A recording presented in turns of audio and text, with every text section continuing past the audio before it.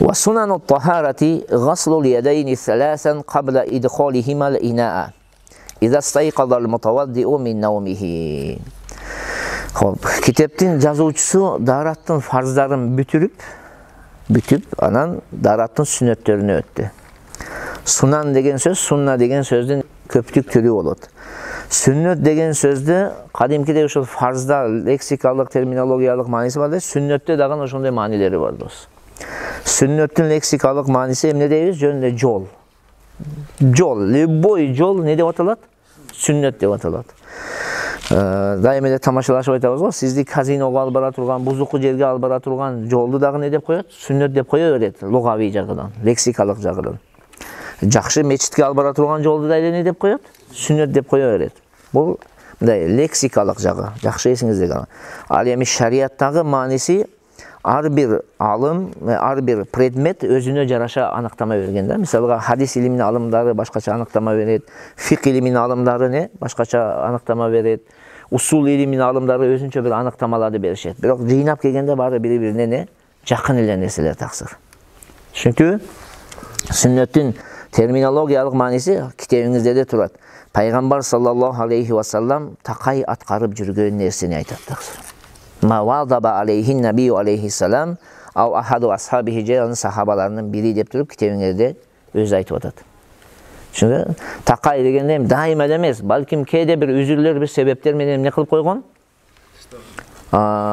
Atkarıbay koygon boluşu mümkün. Birok köpçülük uçurda daim atkarıp жүргөн. Anı kim atkarsa Allah'ın razıçılığı için sevap tabat, kim taşlarsa hem ne olur? Ya, ahirette bir cemelenüge ne olur? Duşar olup kalat. Düşünüzler Şol sünnet.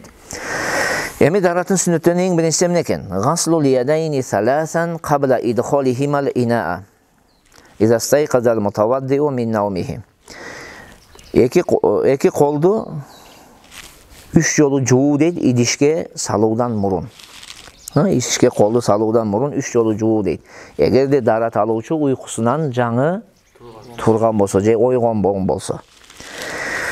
Emi bu жерде bir kança mesele var dostlar. Şu söylemin içinde bir kança mesele var. Birincisi üç yolu cuu kaysıl жерде sünnet. Kaysıl жерде sünnet. Kebir alımlarının köz karşı boyunca istincadan murun sünnet. İstincadan murun üç yolcu basın boldu oşo boydan istinca kılıp anan oz-mozunu çayqap murun bunu çayqap bitti daratı toklap kete veresin. Kebir alımların köz karşı boyunca yok istincadan keyin üç yolu sünnet deydi. Daratın aslında. Darat alabız go, şonun aslında deydi. Kebir alımlarımızın köz karşı boyunca bu üç yolu istincadan murun, üç yolu istincadan keyin. Mına uşol tuğra bolot taksıları. Çünkü kança yol var sonuçta жалпы 6 yol olur. İstincadan çeyin de 3 yolu, istincadan keyin de 3 yolu sünnet mana uşul pikir tuğra pikir oluyor hesaplanır. Oşun için biz dagı nazı ajatkanaga bargandan keyin ne kılabız birinci? Kolumuzu juup, anan uyat müçelerdi juup, avratlardı. Avrat müçelerdi. Anan ne kılabız? Kayra 3 yol juup darat alabız da. Turabı? Hop. İkinci mesele bu жерде. Bu жерде izastayqazal mutavaddi'u min nawmihi deb жатат. Darat aluvchi uyqusidan жаңы ойгонгон болсо дейт. Эми ойгоо адамга сүннөт эмеспи деген түшүнүк чыгат да. Бул эми шарт коюп атат да. Эгерде уйкудан турган болсо деп жатат. Ал эми ойгоо болсочу. Мисалга азыр Алтынбектин дараты сынды. Алтынбек дарат алгалы болот. Азыр Алтынбек уйкудан турдубу? Жок, бул ойгоо. Дараты жок, дарат алыш керек. Эмне кылат эми? Үч жол жубайбы? Kitap ne deyip жатат? Эгерде uykudan darat aluvchi uykudan ойгонгон болсо дейт, жаңы ойгонгон болсо дейт. Ал эми мурун эле uykudan турган адам болсочу деген суроо жаралат достор. Түшүндүңүздөрбү? Аны алымдарыбыз башкачараак кылып жооп берет. Бул жердеги сөздүн маанисини достор. Ошол кайт деп коет, чектеп айтуу. Чектеп жатат да, uykudan туруучу деп чектеп айтып жатат да. Ошол кайтты канчага бөлөбүз? 2ге. Кайт иттифакый деп аталат. Qayd ihtirozi деп аталат. Ihtirozi degeni бұл башкасынан сактантуу максатында айтылган чектер болот кейде. Çünkü başka bir маселеден сактантуу үчүн чектеп айтып коет да. Эгер ушундай болсо шундай, болбосо болбойт деген сөз кылып коет. Экинчиси иттифакый. İttifaki деп аталат. Бұл башка маселеден сактантуу үчүн айтылган эмес. Мисалы азыр дарат уйкудан туруучу деди го. Уйкудан жаңы ойгонгон адам үчүн деди го. Бұл жанагы уйкудан мурун ойгонгон адамга сүннөт эмес деген маанини туюнтпайт. Ага да эле сүннөт деген маанини туюнта берет. Муну иттифакый деп коет. Бирок эмне үчүн ушундай айтылып калат? Эмне үчүн айтылат? Мунун адагын өзүнүн бир неси бар, өзүнчө бир маселеси бар да айта турган. Буну мындай чектеп айтуунун себеби Пайгамбарыбыз саллаллаху алейхи ва саллам хадисинде, Мустайқиздин хадиси бар да. Изастайқаза ахадукум мин манамихи фала ягмисанна ядаху фил инай хатта ягсилаха саласан фа иннаху ла ядри айна батат ядух деген хадис бар. Эгерде силердин бириңер уйкусунан турса, колун 3 жолу жуубайынча идишке салбасын. Анткени түндө колу кайда түнөгөндүгүн бул билбейт дейт. Деген хадис бар. Ушул жерде пайгамбар изастайқаза ахадукум мин манамихи, ушул мустайқиз деген сөздү колдонгон да. Ошол пайгамбардын сөзүдөн бир үзүндүсүнү бул жака жазайын, мен китебим берекелүү болуп калсын деп туруп эле муну жазып коюп атат достор. Бул табарук деген сөз да. Же башка алымдар дагы ушул сүйлөмдөрдү өздөрүнүн китептеринде колдонгон. Мен дагы ошолордун китептеринен бир үзүндү кылып колдоноюн. Кудайым ушул мен китебиме бир береке берип пайдалуу кылсын деген мааниде эле. Болбосом сиз уйкудан жаңы турдуңузбу, мурун тургансызбы, айырмасы жок. Колду 3 жолу жуу не болот бизге? Сүннөт болот. Түшүнүңүздөр сөзүмө? Ошон үчүн мына жерде бир ушундай башта айлантайын десе, не дейт экенбиз буну? Бул кайт иттифакый. Бул башка маселеден сактантуу үчүн айтылган эмес, бул табарук үчүн жазылып калган, берекелүү болсун үчүн деп не кылабыз? Жооп берип коебуз. Мафхум? Хоп. Ва тасмиятуллахи таала фи ибтидаил вудуи. Жана дараттын сүннөттөрүнүн бири дараттын башталышында улуу Аллах Тааланын атын атап баштоо. Башкача айтканда бисмиллахир-рахманир-рахим дейсизби? Бисмиллахил алийил азим валхамдулиллахи ала динил ислам дейсизби? Боло берет. Бирок ушул эки сөздү кошуп туруп баштасаңыз абдан жакшы болот достор. Түшүндүңүзбү? Абдан не болот экен? Жакшы болот. Не дейбиз? Бисмиллахир-рахманир-рахим, бисмиллахил алийил азим валхамдулиллахи ала динил ислам дейбиз. Ушул бисмилланы айтуу дагы өзүнүн эсери бар, өзүнүн бир орду бар. Кайсыл жерде айтыш керек? Бисмилланы жанагы колду жуу сыяктуу эле алымдарыбыздын ар пикири бар. Истинжага чейин дегендер бар. Истинжадан кийин дегендер бар. Истинжадан мурунда кийин да дегендер бар. Мына ушу кол жуу сыяктуу бул да эле мурунда эле айтуу сүннөт, кийин да эле айтуу сүннөт болот. Бул түшүнүңүздөр, мурунда кийин да эмне экен? Сүннөт. Эми экинчи маселеге өтөбүз. Экинчи маселе биздин даратканабыздын акыбалыга жараша иш болот. Эгер туалетибиз менен даратканабыз бир жерде боло турган болсо, өзүнчө маселе келип чыгат мында. Даратканабыз менен немебиздин өзүнчө болсо, жана айыл жердегилер болот го, туалети бир жерде, анан банясы бир жерде болот. Андай болсо өзүнчө маселе келип чыгат. Эгер өзүнчө болсо, дараткан туалет өзүнчө, не өзүнчө? Дараткана өзүнчө, банябыз. Түшүндүңүздөрбү? Туалет өзүнчө, эмне өзүнчө? Дараткана. Мындай боло турган болсо, туалетте чыгып туруп, келип бер жакта бисмилланы керен истинжадан мурун айта беребиз. Болгону шымды чечип алып айтпайсың да. Биздеги катачылык ушул. Адамдар биринчи шымды чечип алат да, анан бисмиллахир-рахманир-рахим деп анан колуну жуат да. Бул болбойт, бул күнөө болот таксыры. Эмне кылат экенбиз биринчи? Биринчи бисмиллаңызды айтасыз, анан шымыңызды чечесиз. Анан уят мүчөлөрүңүздү жуасыз. Экинчиси не дедик? Ажаткана менен дараткана бир жерде боло турган болсо, андай жерлерде туалеттин ичинде Аллах Тааланын атын атаганга болобу? Болбойт. Значит, сырттан айтып келебиз достор. Бисмилла кайда айтылат? Сыртта айтылат. Сыртта айтабыз да киребиз. Эгер унутуп калган болсок, ичинде неден айтабыз? Жүрөктөн, көңүлдөн айтып коебуз. Тилди кыймылды иштетпейсиз. Мафхумбу? Бул экинчи маселе. Дагы бул жерде бир айта турган нерсе, бул жердеги бисмилла менен тамак жегендеги бисмилланын ортосунда өзүнчө бир айырмалар бар. Өзгөчөлүк бар. Тамак жегенде мисалга башында бисмилланы айтпай, жеп наполовину курсак толгон кезде жарымга чейин. Анан не дейбиз? Бисмиллахи аввалуху ва ахируху. Десек биз как будто башында бисмилланы айткандай болуп калабыз да. Сүннөт не болот? Ордуна келет. Тамактын сүннөтү не болот? аткарган болобуз. Бирок моно даараттын бисмилласы андай эмес. Даараттын бисмилласыны башында айтпадыңбы? Ортосуна келгенде сиз бисмилла айта турган болсоңуз, аны аткарган болуп эсептелбейсиз. Жакшы, ар бир мүчөдө бисмилла айтып кете берсең жакшы, бирок башында айтыла турган сүннөттү сиз аткарган болуп эсептелбейсиз. Бул тамак сыяктуу эмес бул. Түшүнүктүбү? Я. Хоп. Вассиваку, жана даараттын сүннөттөрүнүн бири мисвак колдонуу дейт. Мисвак колдонуу. Биринчи, кайсыл учурларда мисвак колдонуу сүннөт болот? Албетте китептерде өтө көп жерде айтат. Бирок негизги 5 нерсени фик китептерде келет да. Көп, өтө көп жерде айтылат. Мисалы, Радул Мухтарда немелерде бир топ жерлерде айтат. Бирок основной корутунду кылып 5 нерсеге токтолобуз. Биринчиси, уйкудан жаңы турган кезибизде. Же уйкудан ойгондукта, күндүз уктайсыңбы, түндө уктайсыңбы, уйкудан ойгонгондон кийин эмне колдонуу жакшы экен? Мисвак колдонуу. Экинчиси, тиш саргайган кезде мисвак колдонуу керек. Үчүнчүсү, ооз жыттанган кезде, ооз уктап жыттанышы мүмкүн, же болбосо чеснок жешиң мүмкүн, пияз жешиң мүмкүн. Кыскасы айтор бир жаман жыты бар нерсени жегенден кийин ооз сасыйт да. Ошондон кийин мисвак колдонуу не экен? Сүннөт болот. Анан даарат алганда мисвак колдонуу сүннөт. Анан намазга туруунун астында. Мисалы, азыр даарат алсаң, пешин убакыты келип калды дейли. Ошо пешин убакытка чейин сен бир канча убакыт өттү да сен. Даарат алгандан кийин бир канча өтөт да. Ошондо намаздын астында дагы бир мисвак кылып коюп, анан намаз окуш не экен? Сүннөт амал болот.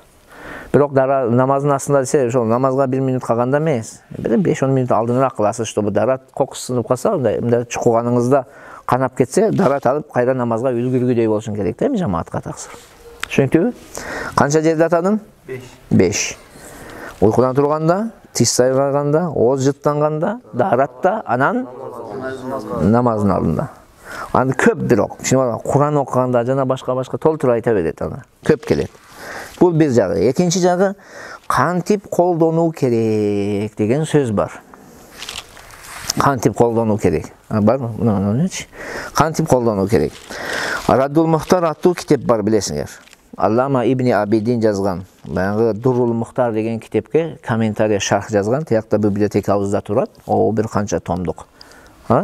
Ошол китепте айтат, мындай кылып кармап албагыла дейт. Мындай кылып кармап ала турган болсоң, эмне болот? Адам басур, башкача айтканда геморрой болушуна себеп болот дейт. Мисвак колдонгон кезде мындай кылып албаш керек да. Кандай кармаш керексе, мындай кылып кармагыла дейт. Түшүндүңүздөр, ушундай кылып кармоо бул жакшы. Эң жакшы ыкмасы ушул экен. Түшүнүктүбү? Неметип албаш керек да мындай. Жөн эле кармап аласың го, ошондой кармап албаш керек. Бул бир. Экинчиси, кебилер мисвак колдонуу десе эле оозуна салып алып, жанагы машина заводить болгондо эски машиналарды бурай бересиң го, ручканы. Ошентип бурай берет да таксыр. Андай да эмес ал, андай да сүннөт аткарылбайт жакшы. Муну кадимкидей 3 жолу кыласыз. Мисалга алдыңыз, мисалы үстү жагын тазаладыңыз, анан не кыласыз? Оң жактан баштап тазалайсыз да. Анан астын тазалайсыз. Чайкаш керек. Анан кайра саласыз да, кайранан ручканы бурайсыз.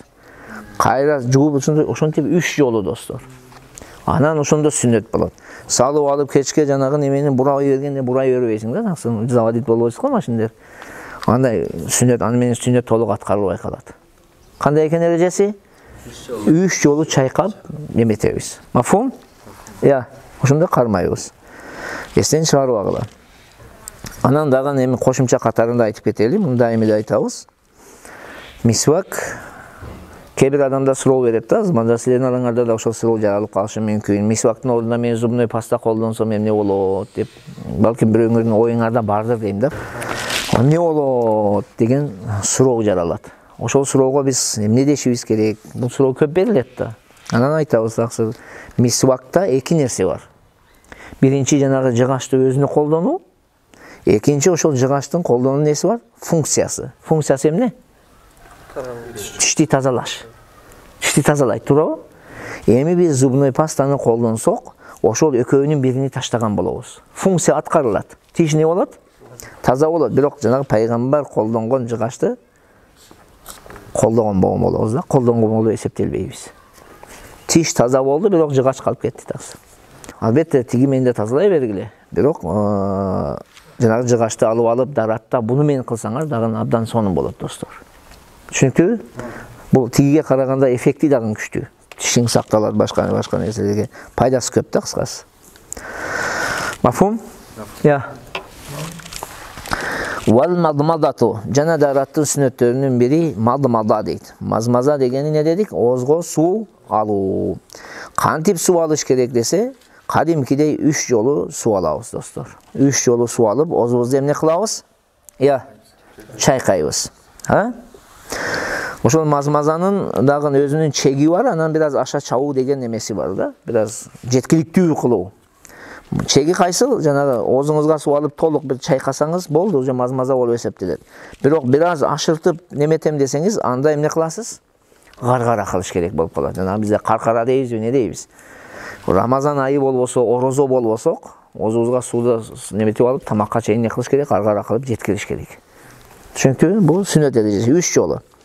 Экинчисине дедик, вал истиншаку, мурунга суу алуу. Мурун дагы ушундай. Мурдунга суу алганда дагы эгер орозо болбосоңуз, бир аз тартасыз, тереңирээк кирсин. Эгер орозо болсоңуз, анда тартпайсыз. Себеби тамакка кирип кетсе, ооз не болуп калат? Ачылып калат. Чүнкү экөөнү не кылабыз? Өзүнчө 6 жолу суу алабыз. 3 жолу оозго, 3 жолу мурунга суу алабыз. Эми бул экөөнүн ортосундагы тартип дагы сүннөт. Шону дагы унутпагыла. Биринчи ооз, анан не келет? Мурун келет. Анан бул жерде байкасаңыздар, мурунга суу алуу жагын айтып, чимкирүү жагын айтпай жатат бул жерде. Башка китептерде чимкирүүдү айтат. Мурунга суу алуу кандай сүннөт болсо, чимкирүү дагы дал ошондой сүннөт. Түшүндүңүздөр? Мурунга суу алуу да сүннөт, кайра чимкирүү дагы сүннөт. Шуну унутпаңыздар достор. Хоп. Ва масхул узнайни. Жана дараттын сүннөттөрүнүн бири эки кулакка мас тартуу. Муну түшүнөбүз, жанагы башка мас тарткан кезде, анан кулактын ичини, сыртыны, мына баш бармак, анан сөймөй менен не кылып коебуз? Чукуп мас тартып коебуз. Бул да эле эмне болуп эсептелет? Суннат муаккада болуп эсептелет достор. Кээ бир китептерде мына немелери менен деп мында кылсын деп келген. Бирок кээ бир китептерде карасаңыз, немелерди киргизген дейт да. Чукуган кезде кичинекей чыпалактарды киргизген деген бар риваяттар. Бирок мына жерде китебибизде эмнени айтат? Сөймөйлөрдү көрсөтөт таксыр. Мафхум? Ва тахлилул лихияти. Жана дараттын сүннөттөрүнүн бири коюу сакалы бар адамдар үчүн сакалдарын салалоо дейт. Коюу сакалдар бар. Биздики окшош 4 сакал эмес, менин Алиникиге окшоп. Коюу жанагы чоң сакалы бар кишилер болот го. Ошондой адамдар үчүн ушул сакалны салалоо сүннөт амалдардан болот. Ыкмасы кандай десе, ушу сууду алат да, мына алакан тиякты карап турат. Мындай кыласыз да. Мындай кылсаңыз эле боло берет. Жанагы орун алмашуу менен сумма өзгөрбөйт. Ошо салалаган болуп эсептелет. Болгону жакшы ыкмасы кандай экен? Бул жактан кылабыз мындай. Алакан тиякты карап турат. Чүнкү бул сүннөт. Бирок бир учур бар, ушул сакалды салалоонун сүннөт экендиги түшөт да, нескезинче макрух болуп калат. Ал ажылыкта. Биздин ажекелер ажылыкка барат го. Анан не кылат? Ак кийимди кийет, ниет кылат, мен ажылык амалын аткарам деп. Ниеттенип алгандан кийин жанагы ажылыктын амалдары бүткөнгө чейин ал кишилерге сакалды салалоо макрух. Жөн эле мас тартып коюп жүрө берет эми ал жакта. Түшүндүңүздөр, Кайсы учурда макрух болот экен? Ажылыкта дегенде барып жанагы умраны кылып бүтүп алып бир аз эс алып жаткан убактар эмес. Именно ихрам кийип алган учурларында, ак кийимдерди кийип алып ниеттенген учурда, ниеттенгенден башталат. Амалдарды не кылып бүткөнгө чейин, аткарып бүткөнгө чейин макрух болот. Амалдарды аткарып бүттү, анан кайра кадимкидей сүннөткө айланат. Мафхумбу? Я. Ажыке мындай бир аз жүдөп, кор болуп, ушундай жүрүш керек да. Ол хадисте келген. Анан бул ошого каршы маселе болуп калат. Түшүндүңүзбү? Бул как будто мындай тарадың, тазаладың дегендей болот да. Wal asabi jana darаттын сүннөттөрүнүн бири манжаларды эмне кылуу, аралаштыруу, хилал кылуу деп коет, салалоо. Колдун манжаларыны ушундай суу алып туруп ушундай кылып койсок, не жетиштүү. Же болсо мындай суу алып мындай кылсак, жакшыраак болот дагы. Мындай да кылып койсоң не экен? Жетет. Бирок суу алып туруп мындай кылган не экен? Жакшыраак болот. Мафумбу? Орун алмашуу менен суу өзгөрбөйт. Кандай кылсаңыз да жарай берет. Хоп, ал эми буттун манжаларыны кандай кылабыз десе, мына бут деп элестеткиле, мына мен колумду. Кайсы манжа мен кылбагын аткарыла берет сүннөт. Бирок чипалак, сол колдун чипалагы менен кылуу жакшы. Мустахаб. Орун алмашуу менен суу өзгөрбөйт. Дагы бир жолу айтам, сен мында кыласыңбы бирденеге же сөймөйүң менен тазалайсыңбы? Боло берет, любой. Бирок эмне менен кылган жакшы экен? Сол колдун чипалагы менен тазалоо. Бул мустахаб. Себеби пайгамбардан ушундай хадис келет, пайгамбар ушундай кылат эле деген. Кандай кылабыз мына? Оң буттун чипалагыдан баштап кетти ушундай. Бүттүбү? Сол бутту дагы ушундай мына жактан кете беребиз. Кыскасы, оң буттун чипалагыда башталып, сол буттун чипалагында эмне болот? Хилал бүтөт. Мафумбу? Кайсы менен кылат экенбиз? Ушундай кете беребиз. О кээ бирлер мындай дейт, негизи мындай да. Мындай да боло берет, бирок мындай турасы. Хоп. Мафума? Ва такрарул гасли иля салас. Жана дараттын сүннөттөрүнүн жууну 3 жолуга чейин кайталоо. Башкача айтканда, ар бир жуула турган мүчөнү 3 жолудан жуу деген сөз бул. Ушул жерде жакшы маани бериңиздер таксы. Кээ бирлер ошол 3 жолу дегенди 3 жолу суу алуу деп түшүнүшөт. 3 жолу не деп түшүнөт экен? Суу алуу. Ошон үчүн мындай кылат да. Кумган болсо, сууду куят да, мисалы. Сиздер раковинада алып жатасыз да, современный эмесирээк мечиттерге барганыңызда куят, не кылат? Мындай кылат да, мындай кылып коет. Да, анан кайра мындай кылат да. Бүттү, 3 жолу болду дейт да. Сол жагында ошондой кылат, мисалы, мындай кылат. Мындай кылды, бир сыйра эмне кылат? Ышылайт да, анан мындай кылат. Анан не дейт? Жыйынтыкта мен 3 жолу жуудум дейт. 3 жолу болбойт ал. Кээ бир жериңиз 3 жолу болот, кээ бир жери 2 жолу болот, кээ бир жери 1 жолу болуп калат. Себеби суу толук тийбейт да мындай кылып койсоң. Жетеби? Бир проба кылып көргүлөчү, эч качан 3 жолу болбойт ал. Кээ бир жериңиз 3 жолу болушу мүмкүн, бирок кээ бир жери 2 жолу, кээ бир жолу 1 жолу болуп калат.